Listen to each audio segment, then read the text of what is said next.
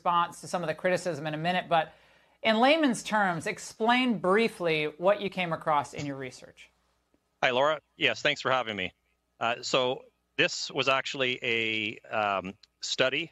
The data that I cited is actually Pfizer's own data. They had submitted it to the Japanese government. And what's interesting is, unlike the FDA in the United States and Health Canada, the regulatory agency in my country, the Japanese government requires additional data that our health agencies do not require. And included in their data package was results of a biodistribution study. So this is a study that looks at where the vaccine goes in the body. Now, with traditional vaccine technologies, what we know is that when the vaccine is injected, in this case into the shoulder muscle, normally the vaccine would stay in the shoulder muscle. But in this case, this study indicated that as little as 25% of the dose remains in the shoulder muscle. The rest of the dose seems to distribute systemically throughout the body, seeding all kinds of tissues.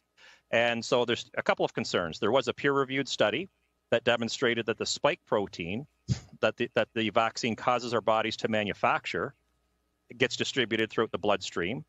But probably of even greater concern for me is this evidence that the vaccine itself, which carries the little blueprint for the spike protein from SARS coronavirus, that goes throughout our body and seeds all kinds of tissues, including at quite high concentrations, the ovaries. So, for example, in the ovaries, one of the things that I noted is that after 48 hours, if you look at the amount of the vaccine left in the shoulder, we actually end up, females end up with about 7% of that dose in the ovaries, which is of concern. And of course, what happens is if the vaccine is seeding a tissue like the ovaries, this is providing the genetic blueprint to the cells in the ovaries, meaning that those cells will now start manufacturing the spike protein. And we're also starting to learn that the spike protein itself can be toxic to the body.